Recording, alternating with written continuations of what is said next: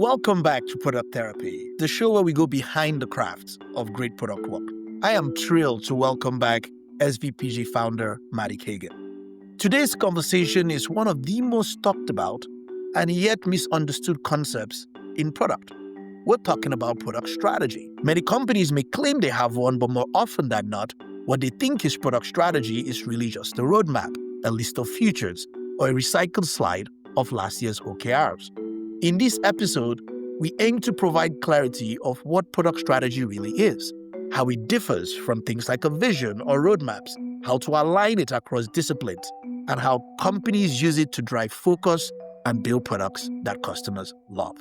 Let's dive in.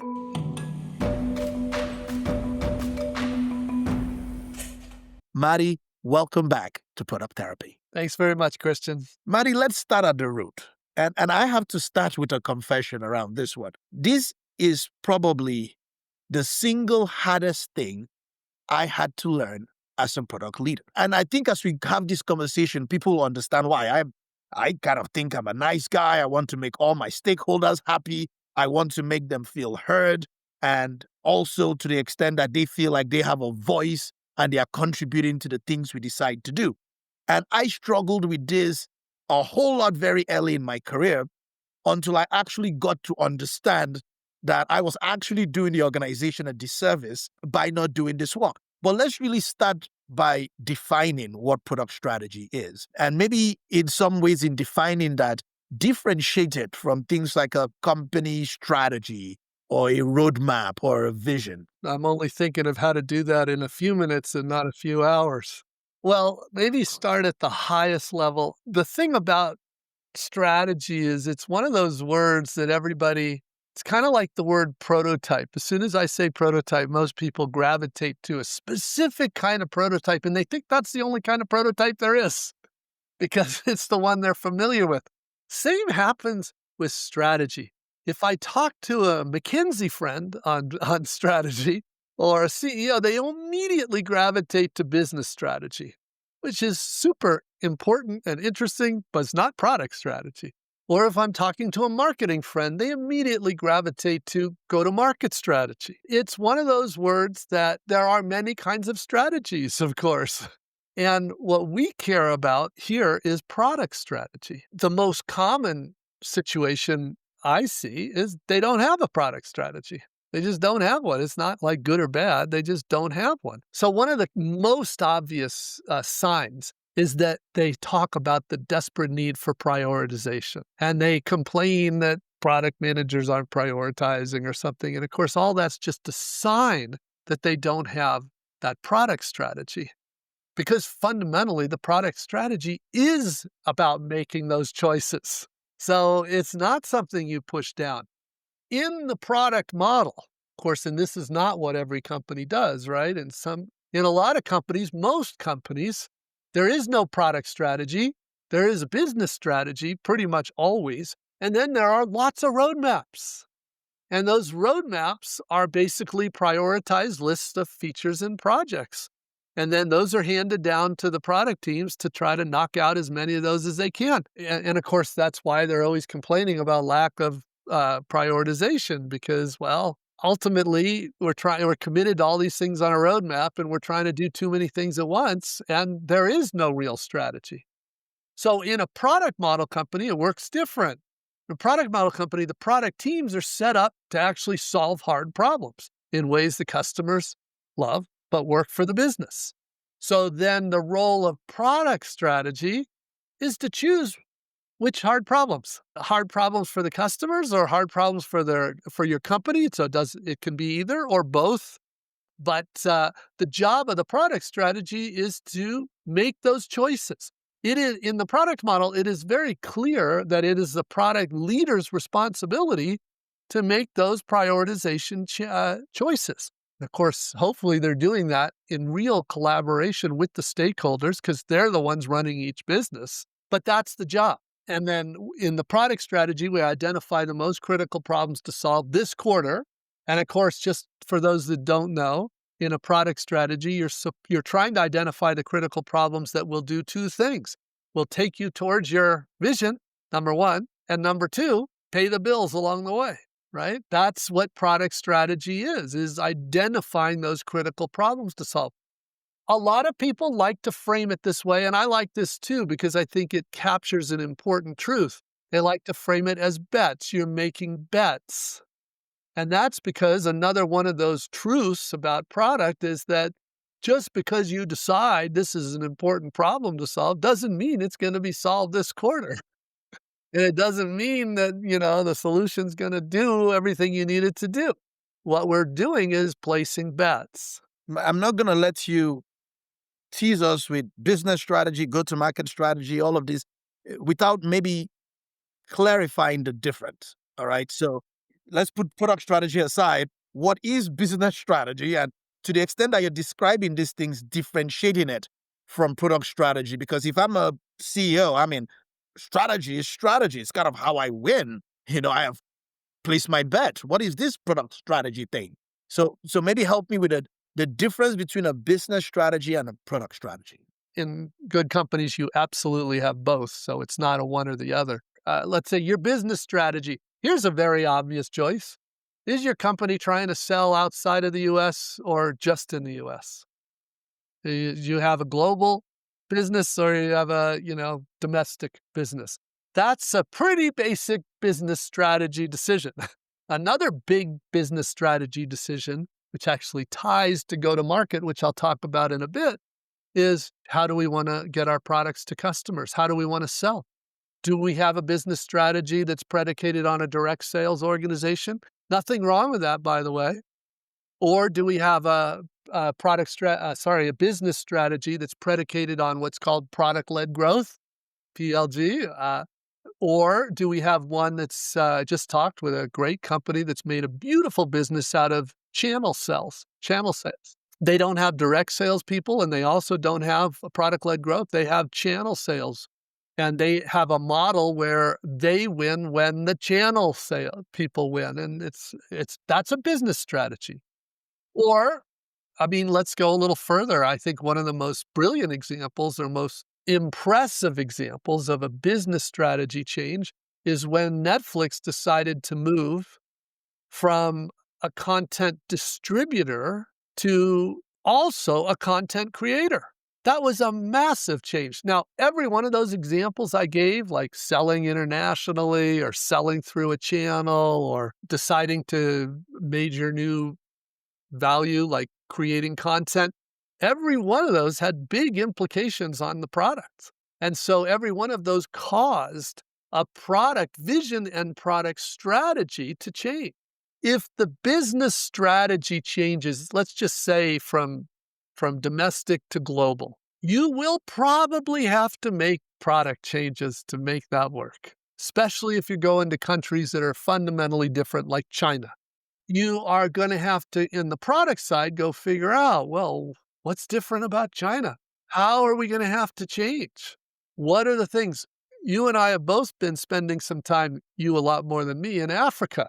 It's got to, you can talk about all these cool product things in the US, and then you go to Africa and it's like a completely different context.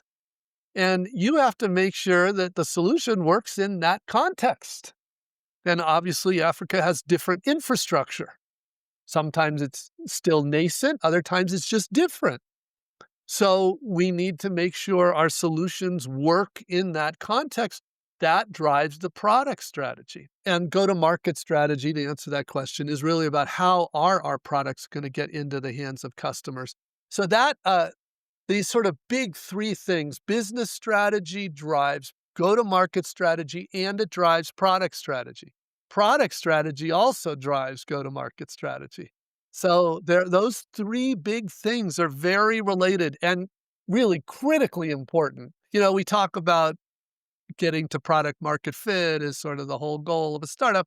If you get to product market fit, you've figured out those three things. I'm getting a definition of product strategy in my head as product strategy is how we decide which problems to solve right now, or the critical problems to solve. It's which problem, right? Which ones, yes. Which problems to solve. And you're calling out something too that is maybe specifically unique in product strategy. You kind of call that product vision. And I think other strategies are not asking themselves, how do I help the product vision? They are mostly, how do we get the product in the hands of a customer? How do we win? Which markets we go? But the product vision is already articulating, this is the mountaintop we're getting to. These are all the problems we want to solve in this time frame. Product strategy is saying how we get there, but also how do we pay the bills? How do we address the current most important objectives of the company?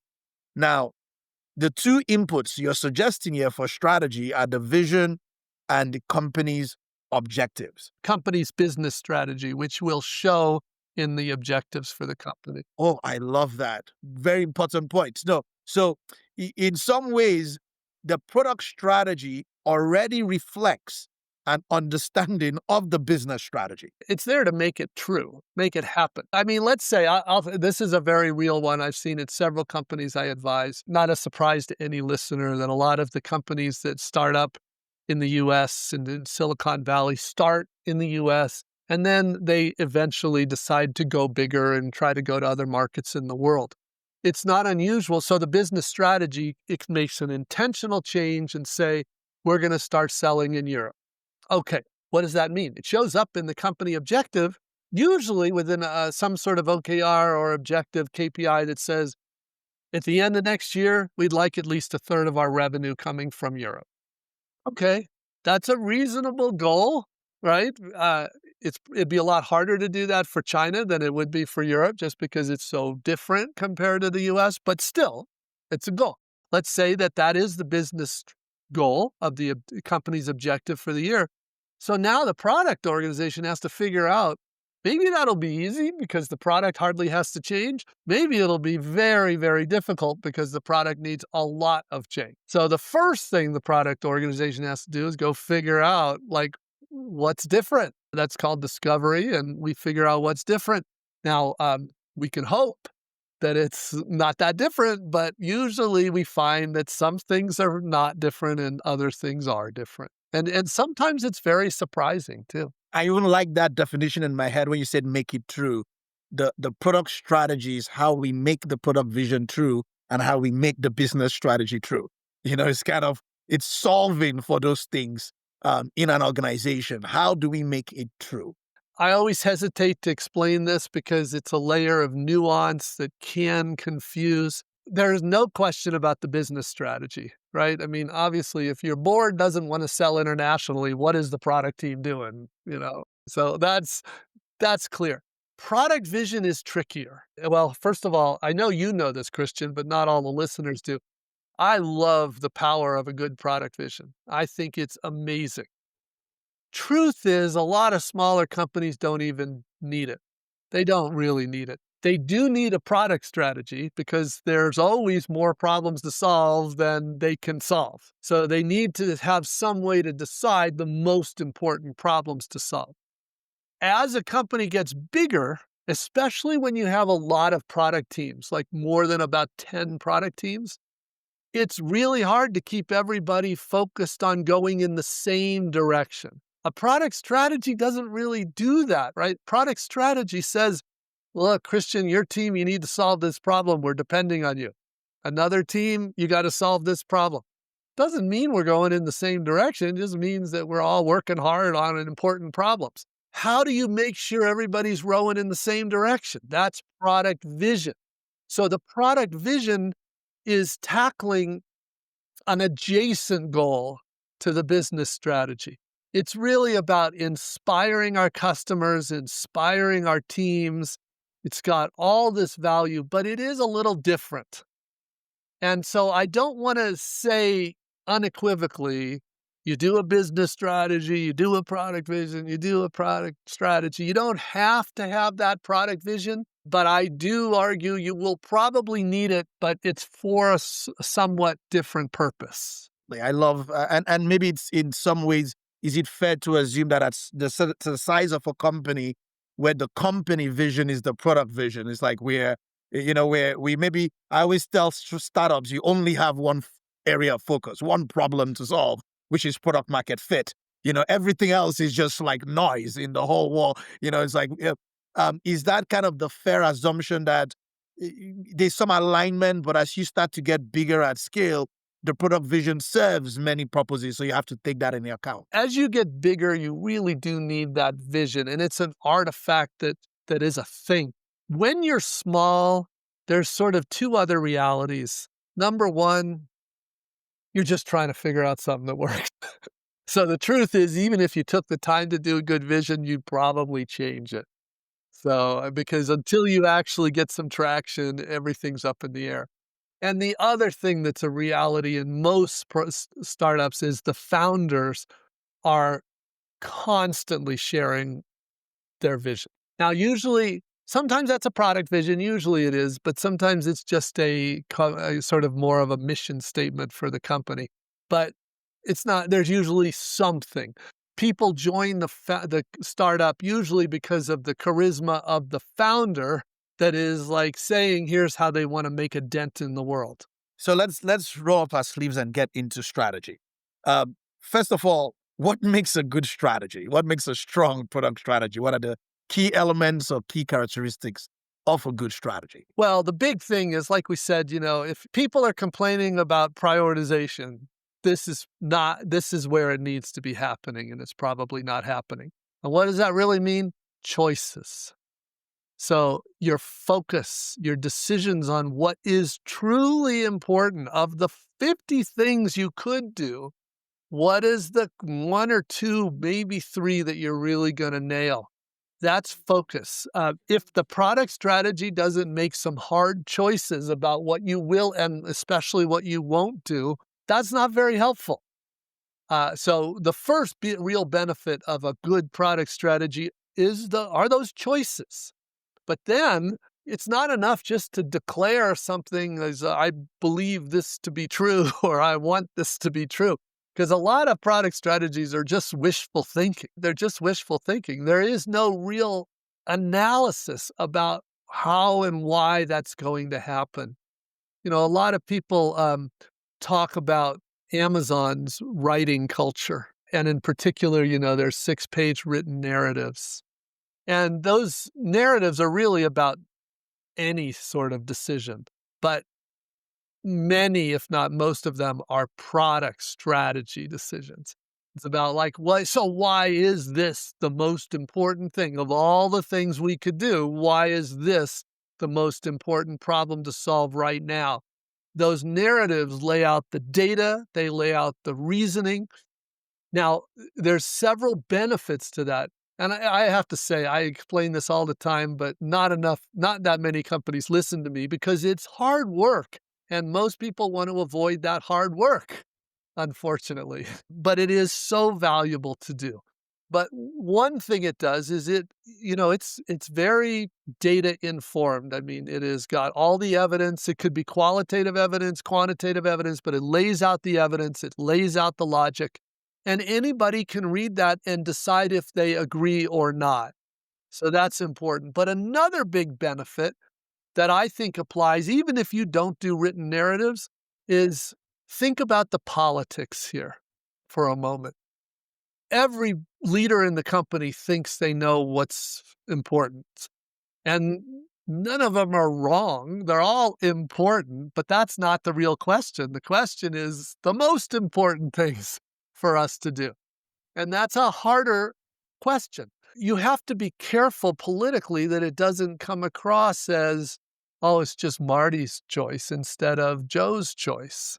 And instead, what we love about something like a written narrative is it's transparent. It is transparent. It's saying, look, we're willing to do whatever the company most needs. This is our reasoning.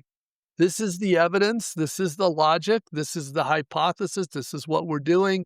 If you don't agree with any of this, let us know. Maybe we're missing something. But otherwise, that's why we're proposing this course of action. That's why we're proposing these choices. And then, of course, the other dimension to this is the reality that you're not, just because you have this logic and argument doesn't mean it will actually come true in this time frame, like with this result. It depends on a lot of good work, like discovering a good solution. and being able to deliver that good solution and having the customers respond the way we hope they'll respond. That's why it's important to not oversell a strategy and to point out that what this really is the argument for making a series of bets. These are the bets, these are the reasons, these are the evidence, and this is what we plan to do. I was talking about why this was some of the hardest things for me to learn. And the most common thing I see in many companies I coach is everybody complains. We have a prioritization problem, too many priorities, changing priorities, too many things on the list. Oh, but we only have 10 things, but they're all number one and they're all important right now. And there are variations of this. And leaders get distressed and they say to themselves, well, let's have a leadership offsite. We are going to go out and they find some nice resort to prioritize our list of 70 things. And, maybe on the list before they will have make the platform stable, improve platform stability, drive platform growth. When they come back from the offsite, what I often see is they have a nice name. They say, we've cut down our list of 70 things to our 7 smart bets, our 7 key pillars, our 7 big rocks. There's a nice name for this. But now you look at the list and you say, okay, priority number 1, make the platform stable, more secure, easier to use, more revenue. It's like this long, drawn-out list of commerce, make everybody happy. And I remember early in my career, I will have these meetings where, I get all the stakeholders in a room. I want them to feel heard, and they're all throwing out the list of items. And now I'm having to make very hard trade-offs around this. And I'm realizing later, oh my goodness, we don't have a prioritization problem. We have a lack of focus problem, and when you start to connect this to the absence of strategy, that if you have a strategy, prioritization is implicit. You have already chosen the things. And you called out one of the big things that I think is super important in Empower teams is, and here is why. that transparency of this is why we are choosing to focus on this. And sometimes I tell leaders, in some ways, sometimes strategy could be as logical that is easy to understand. If you're building a house and you're working on the foundation and somebody comes to you and says, Marty, let's build a roof. You'd be like, yeah, I kind of get a roof is important in a house, but we don't even have walls. We're going to focus on building the foundation. And you could almost see the idea of work in progress, even on a work site. You can't bring the roof materials, the wall. You can't crowd the site with all of the things that are going to happen or may not happen. You are thinking logically, okay, I'm going to build a foundation, maybe some scaffolding, some walls before I get to the roof. And so in some ways, this topic of focus, I think you said starts with focus, is often the hardest one, Marty. And I need you to kind of help me, how do you explain it to an executive or to leaders, the importance of focus? How do you coach it? And, in some ways, what are really the drivers that make this very difficult for a company to do? Well, it's easy to understand, I think, why it's difficult for them. And I have a lot of empathy for these CEOs. And because from a CEO perspective, there are opportunities everywhere. There are threats everywhere. The one threat they might not pay attention to is the one that might kill them. It's not a job for the faint of heart, right? And so it's very understandable why they feel this need. And the natural answer is, well, how about I just hire more people? We get more of these things done. And I'm like, wish it worked that way, but it really doesn't. But then what I do is, because the truth is most of the leaders in companies have never experienced real focus before. Unless they've been lucky enough to work in one of those companies that really knows the power of focus. Probably the most famous one ever that really gets the power of focus is Apple. They don't really know. It's just a concept in their mind, but they don't really know what that looks like. So I ask them, and of course there has to be a certain amount of trust here, but I encourage them to do a test, to literally try what the industry, the best companies mean by focus. And I also, now back to some politics, That's a big leap of faith to get a leadership team to agree to real focus. Another leap of faith is to get them to agree to let you choose what that focus area should be. We don't really need the second one. So what I like to do is say, look, let's show the organization the real power of focus. It's just a test. You can always go back to the way you're working today. You've worked that way for years. You can go back to it. But let's try what it really looks like. And you pick the focus area. I encourage the CEO or the general manager, whoever this, group, the inner circle is, to do this. I'm like, you discuss it. You're probably closest to these opportunities, you discuss, but think of it this way. If you had to make one bet in order to deliver to your investors this year, your big win this year, you had to pick one. And yes, I agree, all of these things are great opportunities or serious threats. But if you had to pick one, tell me which one that is, and that's the one we'll focus on. They're still uncomfortable, don't get me wrong, but it's a lot better to be uncomfortable on the thing that you believe is genuinely the most important. Now, the power of focus is so amazing that it usually does really, because now we've got all these brains working on a problem and they're empowered and they can do great things. So then the next discussions are usually about, okay, I'm sold, but we got a big organization. Can't I do 10 of these at once? And, or does something like that, which even 10 is better than the 70, they were doing, that kind of thing. But we talk then about the concepts of things like work in progress. And in most of those organizations, you can work on more than one. So focus doesn't have to be one. But I do explain to them the dynamics of how things change when it is multiple, but it's the same leaders and the same organizations, the same salespeople. And they can start to see that just because you can do one in X amount of time doesn't mean you can do two in 2X or something like that. It's very different. I mean, focus doesn't have to be one, but should not be more than what? Honestly, like 2 or 3. Yeah. Now, of course, the company is doing lots of other things. That's why, back to politics here, and I know you and I like to talk about politics, it's just so underlying so much of what goes on in a company.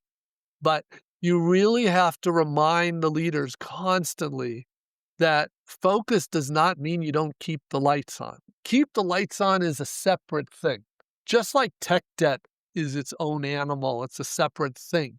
You don't, just because you're focusing doesn't mean you stop your tech debt work, right? That would be suicide, right? And similarly, it would be suicide, even faster suicide, if you decided focus meant no more keep the lights on work. Then the lights go off. The business unit leaders say we literally can't run this business. So you have to make sure you are keeping the lights on. And the teams need to understand the importance of that.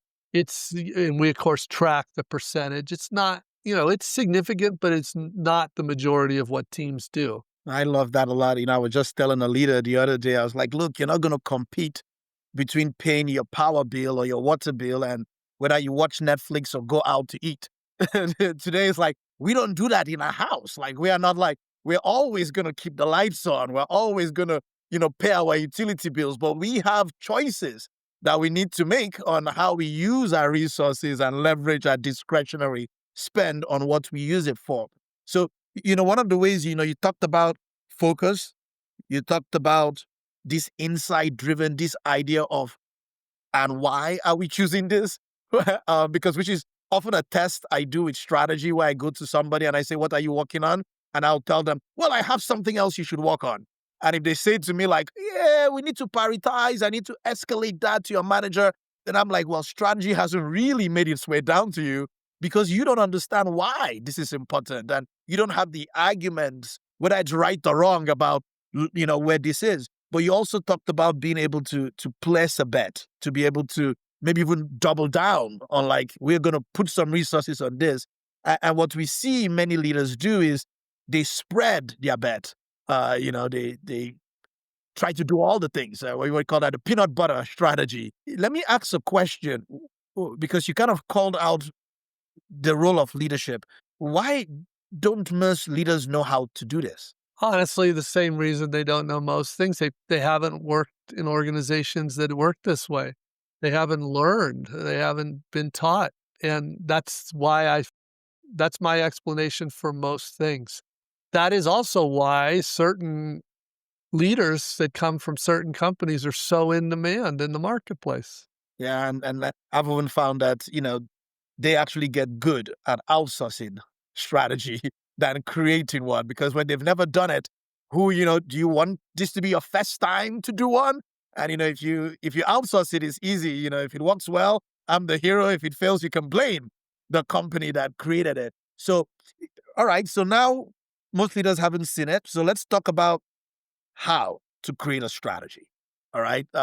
Maybe start by whose job is it? Who should be involved? Where do we start the building blocks of we need to work on a strategy? Let's get going.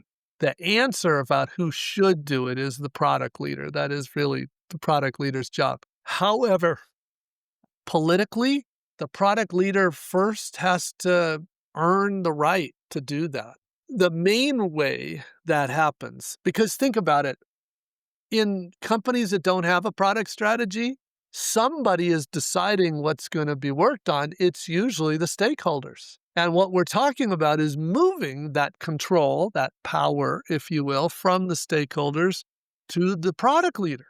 In particular, product leader working with the senior leadership team. But again, that product leader. And in order to do that, you have to win the trust of those stakeholders. They have to believe that you can deliver real business results at least as well as they did. It's not that high a bar normally. That's why companies are looking to improve, but they need to believe that.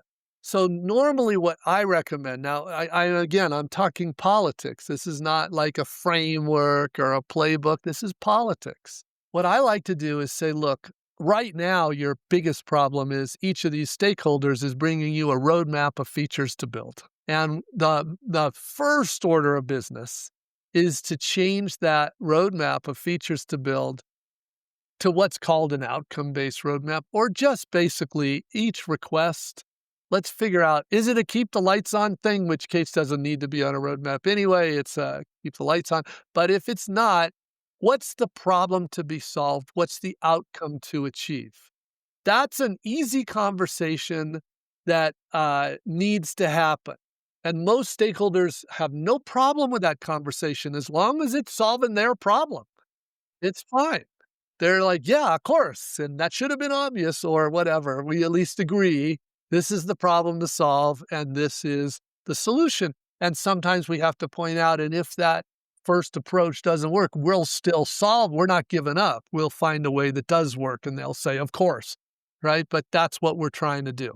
Now, once you have done that a few times and delivered the results, that's different. Now these stakeholders are not viewing you as the IT team or group.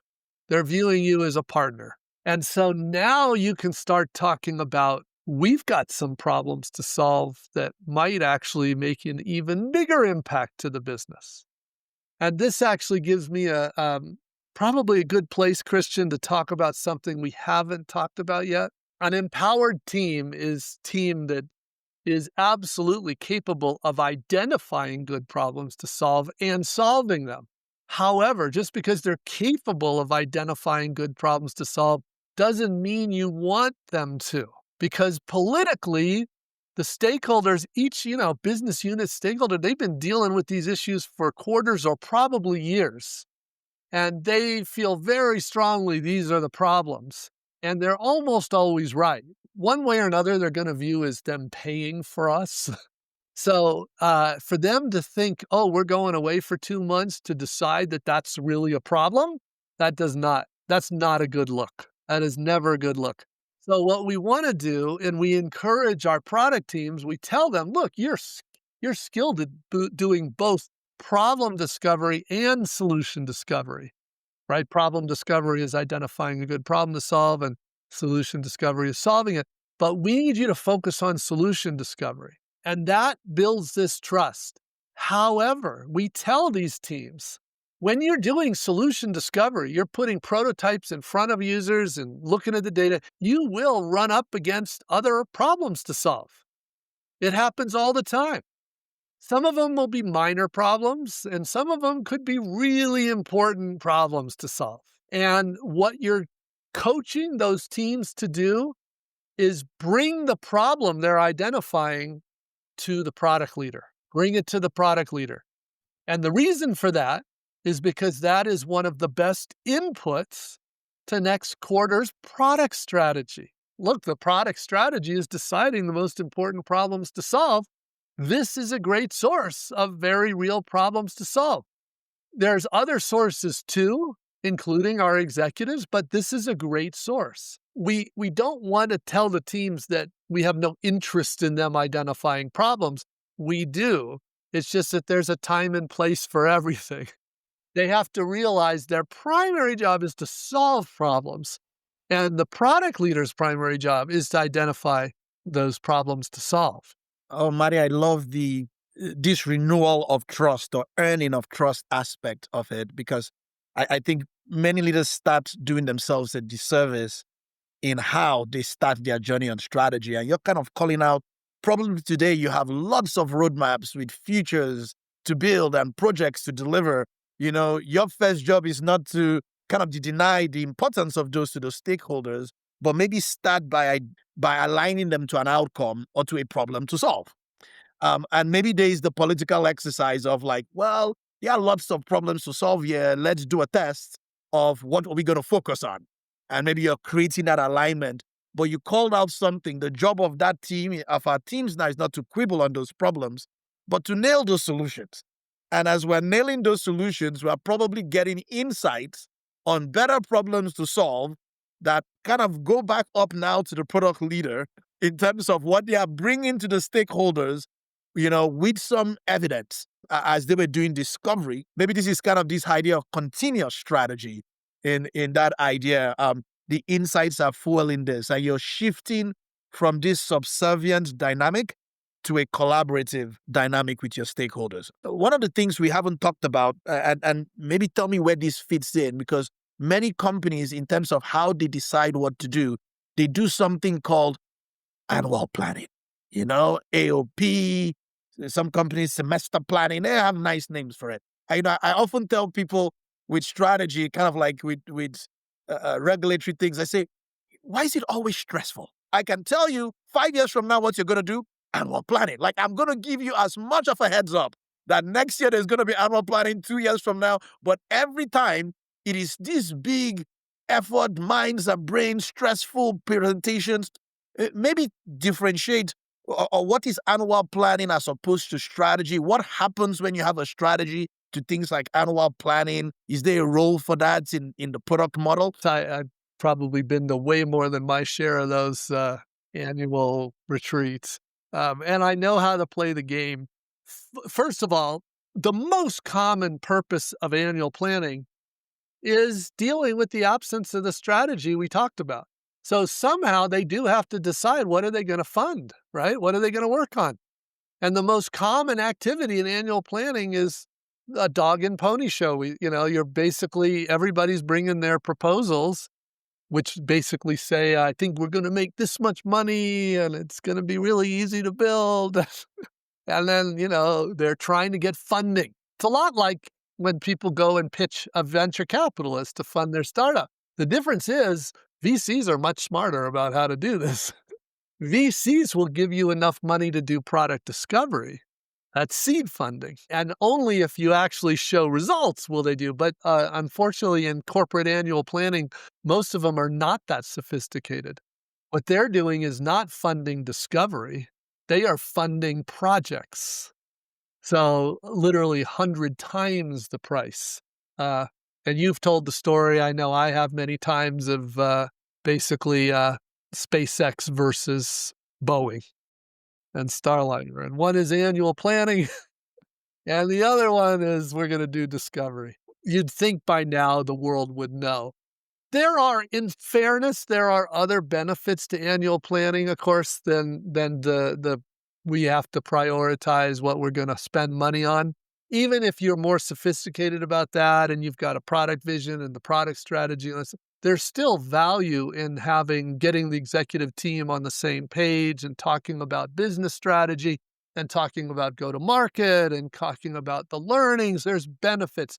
Unfortunately, that's the minor part of annual planning. For the most part, in most companies, it's deciding what they're going to fund. And it's just sort of the beginning of the process they use called the project model. So it's very interesting because, you kind of called out you don't have a prioritization problem. You have a lack of focus or absence of strategy. In some ways, yeah, when you're dealing with things like annual planning, deciding what to fund, it's kind of a reflection is how you're dealing with also the absence of a strategy. Is you need to kind of get people together in a room and decide which stakeholder projects or priorities you're going to do. I want to make sure before I kind of talk about generally good strategy, bad strategy, I now understand the inputs to get a strategy. I need to know my business strategy. I need to know what's important for our business. If you're a big company, I need to get a sense of where we're going with a vision. You said the output is these are the choices, the critical problems we are working on right now. What does that look like? Well, my favorite way is in a 6-pager, in a written narrative. My favorite way, that's my favorite artifact. But just to be very clear, the output of a product strategy is two things, really. It's the problems to solve this year, this quarter at a minimum. I believe the product strategy should be updated every quarter. Some people do it yearly, but there is the problems to solve, but the other part is just as important, which is why. Because that's the strategic context, right, that the teams need. You could just tell a team, you don't need to know why, just go solve this problem. They actually will do a much better job if they understand why. And I'm not even just talking motivation. There's a lot of implied context that comes with the why. So the why is really important. The data, the argument. A lot of times one problem depends on another problem, and you have to understand these relationships. I remember my strategy narratives were probably the most talked about or sought after documents every quarter in a company because, stakeholders were so excited because of the insights and data. It's like, after all of the insights, they like to kind of get to the last section, which is like, we are choosing to continue our focus on these things, or we have now made the choice to change our focus on these things. And it's very empowering because it created a narrative or explanation to people about why we were choosing or not choosing to do something. And I think what people enjoy when you see a good strategy is if they actually see their insights reflected in, the kind of transparently where it's like, and yeah, all the marketing issues and all the operations issues and all the, and so it's like, yes, I feel heard. And then they still see the conclusion of like, regardless of all of this, we are choosing to do this. So as you were saying that, I realized there's a terrific example from DataSite that would tie, because earlier we talked about how the input for a product strategy is a business strategy. But we didn't say that the product strategy can't influence the business strategy going forward. I know that you've talked about this on a recent episode, but early on, DataSite was a company, for those that don't know, Christian was the head of product there, and so he told the transformation story. That's a separate, maybe you can link to that episode. But what was interesting is it was a very classic example where the company had done a bunch of acquisitions. And a lot of those acquisitions were not great acquisitions, which is normal, right? There's unfortunately very normal. And part of the business strategy, though, was to double down on this one product line, which Christian and they delivered on. But part of that work involved or led to revising the business strategy, right? You actually divested some underperforming business units to help fund increases or better opportunities, really, in this other business unit. So that's a healthy example of both ways. I love that a lot. And you see good companies like Apple, it's almost like if the product strategy is not winning, a company is tempted to do it many things. It's kind of, a good product strategy kind of creates this boldness to kind of double down on efforts and place bets and have this core set of products that you're really focused on. Now, maybe we should talk about strategy fail in some ways and fixes. If I were trying, because on one end, just having focus and placing a bet doesn't mean that it's a good bet or that it will always win. What are the most common reason product strategies fail? Well, the most common reason I would say is, assuming you're doing a real product strategy, right? And not the problems we talked about before, where you just lump many things into one and call it one, something like that. No, but is realizing their bets and then realizing that, maybe not all these bets paid off and maybe not enough of them. That is a very real risk. Sometimes we know that very early. We just see the evidence. It's just so unlikely that that's going to happen. And sometimes, no, we feel good. Now, one of my favorite techniques, we're past product strategy. Now we're talking about executing on that strategy. But if you're asking why do product strategies fail, you can have a beautiful, logical, well-informed product strategy that you don't execute on. And it might be that, you assigned a really critical problem to one team, and maybe because of their skills, maybe more likely because of their data, they just weren't able to solve that in an effective way. One of the techniques I like to do, on important problems like that is assign them to multiple teams so that they can use their sets of skills, and hopefully at least one of them, does actually achieve the outcome we need to achieve. There could be lots of reasons, but I would say that's probably the most common, is the strategy was good, but the execution was very, very difficult and you weren't able to crack the code.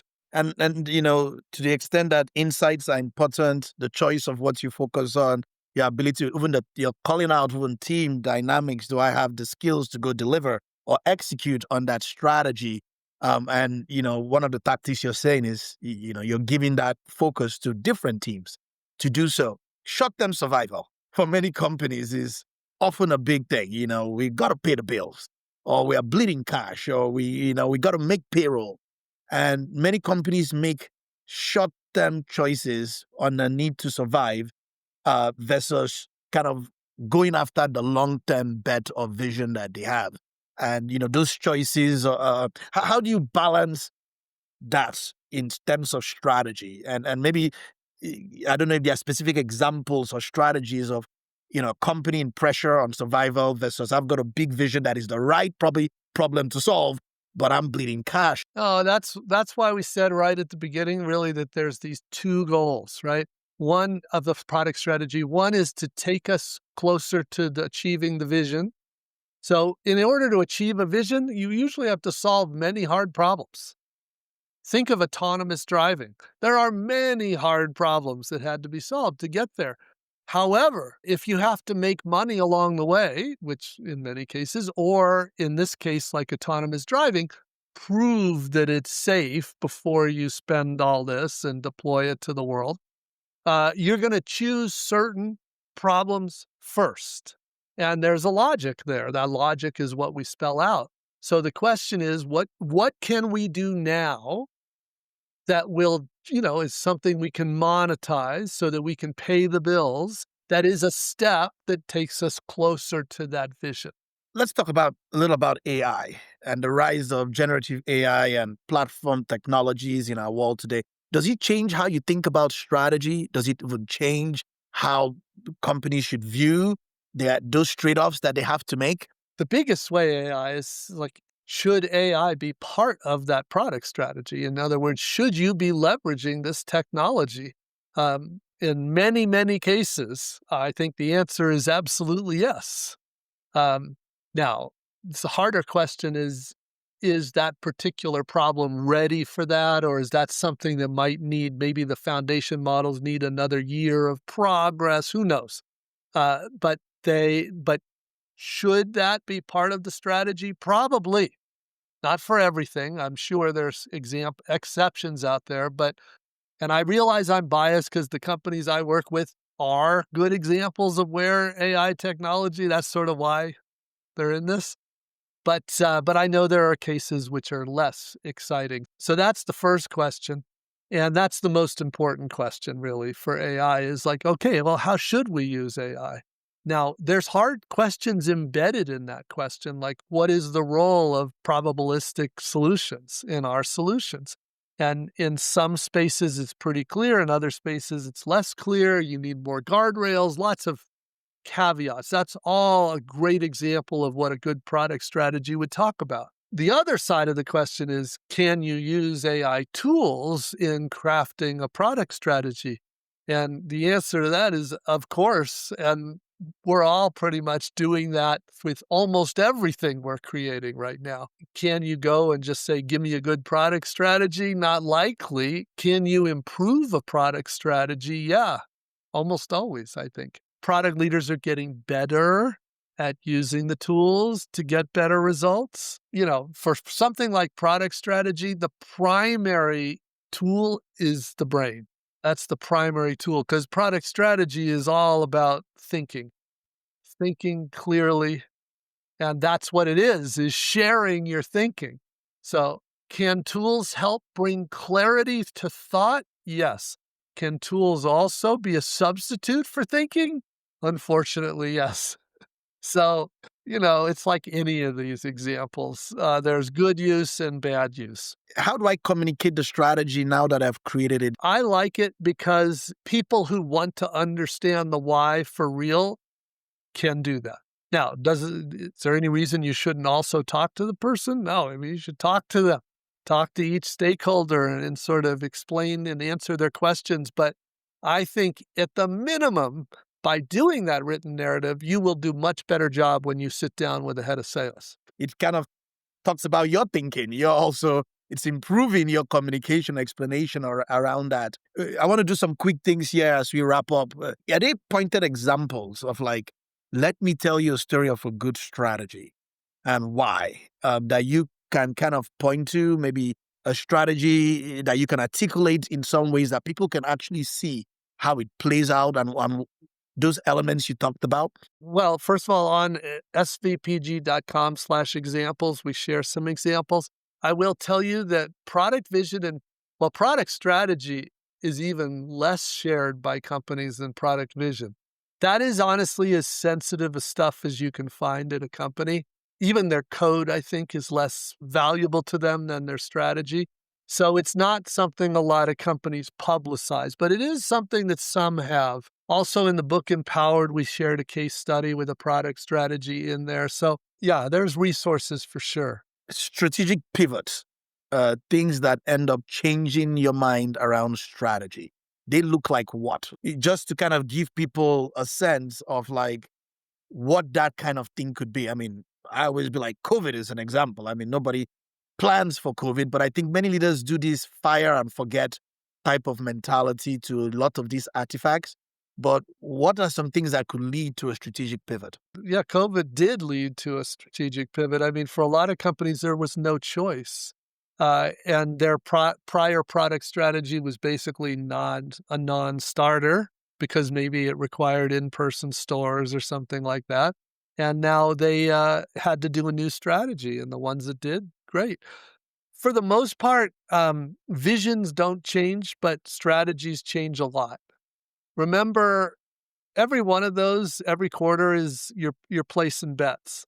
So based on the prior quarter's results, will impact your next quarter's bets. You heard me say earlier that I believe that a product strategy is a living thing. At a minimum, it should be updated quarterly. In reality, I think it's living. It's just constantly updating as you learn. This has been fantastic. I think we even called out some of the political elements of strategy and the relationships, the stakeholder management aspects. For me, I love thinking about it from the lens of what so many people talk about in their company. Oh my goodness, we have a prioritization problem.